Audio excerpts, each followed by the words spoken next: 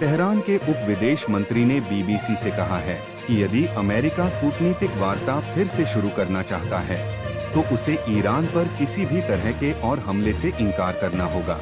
माजिद तख्तरवांची ने कहा कि ट्रंप प्रशासन ने मध्यस्थों के माध्यम से ईरान से कहा है कि वह वार्ता पर लौटना चाहता है, लेकिन वार्ता के दौरान आगे के हमलों के बहुत महत्वपूर्ण प्रश्न पर उसने अपनी स्थिति स्पष्ट नहीं की है। 13 जून की सुबह शुरू हुए इजरायल के सैन्य अभियान ने 2 दिन बाद मस्कट में होने वाली मुख्य रूप से अप्रत्यक्ष वार्ता के छठे दौर को विफल कर दिया। अमेरिका पिछले सप्ताहांत इजरायल और ईरान के बीच संघर्ष में सीधे तौर पर शामिल हो गया, जब उसने बमबारी में 3 ईरानी परमाणु स्थलों को निशाना बनाया। तख्तरवांची ने यह भी कहा कि ईरान शांतिपूर्ण उद्देश्यों के लिए यूरेनियम संवर्धन करने पर जोर देगा। उन्होंने उन आरोपों को खारिज कर दिया कि ईरान गुप्त रूप से परमाणु बम विकसित करने की दिशा में आगे बढ़ रहा है। उन्होंने कहा कि ईरान को अपने अनुसंधान कार्यक्रम के लिए परमाणु सामग्री तक पहुंच से वंचित किया गया था, इसलिए उसे खुद पर भरोसा करने की आवश्यकता है।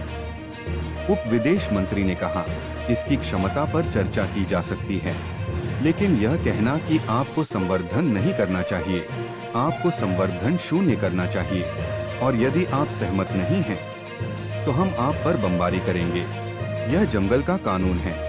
इजरायल ने 13 जून को ईरान में परमाणु और सैन्य स्थलों को निशाना बनाते हुए अपने हमले शुरू किए, साथ ही कमांडरों और वैज्ञानिकों की हत्या भी की, यह दावा करते हुए कि तेहरान परमाणु हथियार बनाने के करीब है।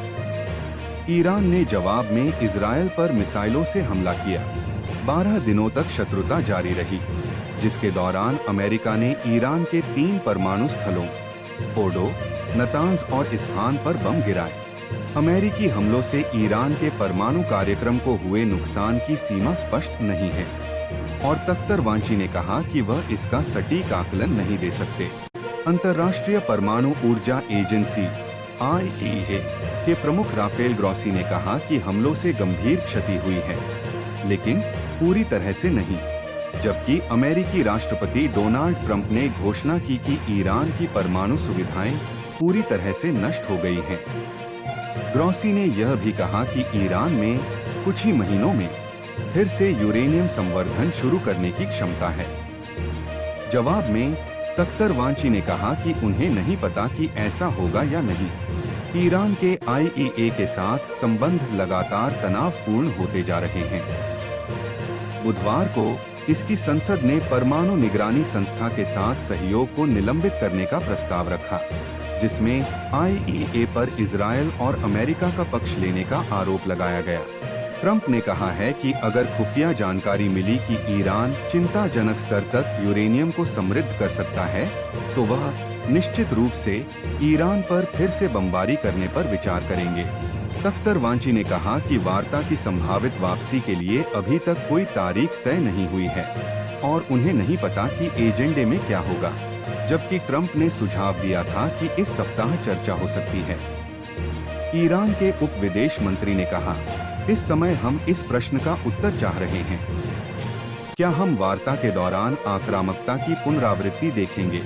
उन्होंने कहा कि अमेरिका को इस महत्वपूर्ण प्रश्न पर स्पष्ट होना चाहिए और ऐसी वार्ता के लिए आवश्यक विश्वास बनाने के लिए वे हमें क्या पेशकश करने जा रहे हैं। यह पूछे जाने पर कि क्या ईरान किसी समझौते के हिस्से के रूप में अपने परमाणु कार्यक्रम पर पुनर्विचार करने पर विचार कर सकता है, संभवतः प्रतिबंधों में राहत और देश में निवेश के बदले में, तख्तरवांची ने कहा, हमें ऐसे प्रस्ताव पर क्यों सहमत होना चाहिए। उन्होंने दोहराया कि ईरान का कार्यक्रम, जिसमें यूरेनियम को 60% तक संवर्धित करना शामिल है, शांतिपूर्ण उद्देश्यों के लिए है। विश्व शक्तियों के साथ 2015 के परमाणु समझौते के तहत ईरान को 3.67% शुद्धता से अधिक यूरेनियम को संवर्धित करने की अनुमति नहीं थी।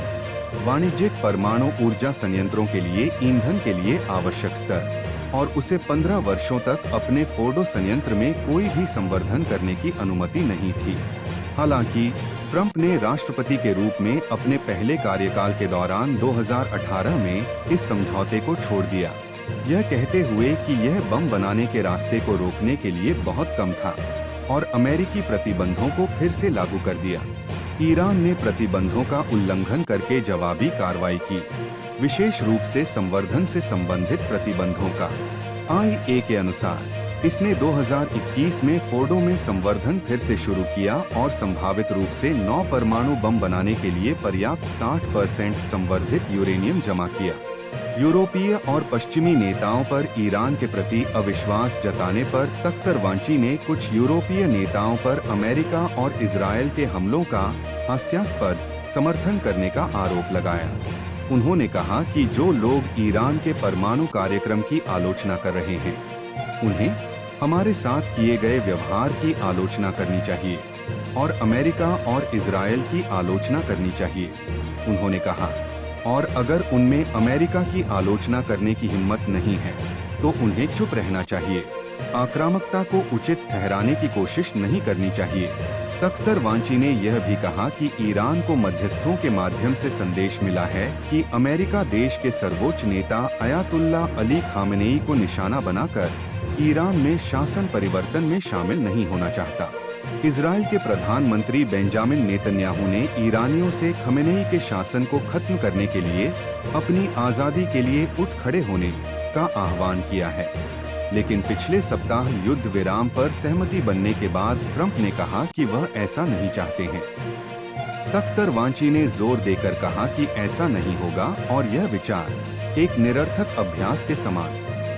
उन्होंने कहा कि हालांकि कुछ ईरानी सरकार की कुछ कार्रवाइयों की आलोचना कर सकते हैं, लेकिन जब विदेशी आक्रमण की बात आती है तो वे इसका सामना करने के लिए एकजुट होंगे।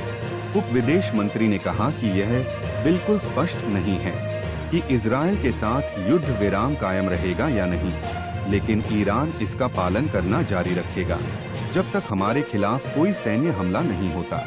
उन्होंने कहा कि फारस की खाड़ी में ईरान के अरब सहयोगी बातचीत के लिए आवश्यक माहौल तैयार करने की पूरी कोशिश कर रहे हैं। कतर को मौजूदा युद्ध विराम में मध्यस्थता करने में अहम भूमिका निभाने के लिए जाना जाता है। उन्होंने कहा, हम युद्ध नहीं चाहते, हम बातचीत और कूटनीति में शामिल होना चाहते हैं, लेकिन हमें तैयार रहना होगा, हमें सतर्क रहना होगा ताकि हम फिर से आश्चर्यचकित न हों। अगर आपको ये वीडियो पसंद आया हो तो इसे लाइक और शेयर करें, चैनल को सब्सक्राइब जरूर करें और बेल आइकन दबाएं ताकि हर नई खबर की सूचना सबसे पहले आपको मिले।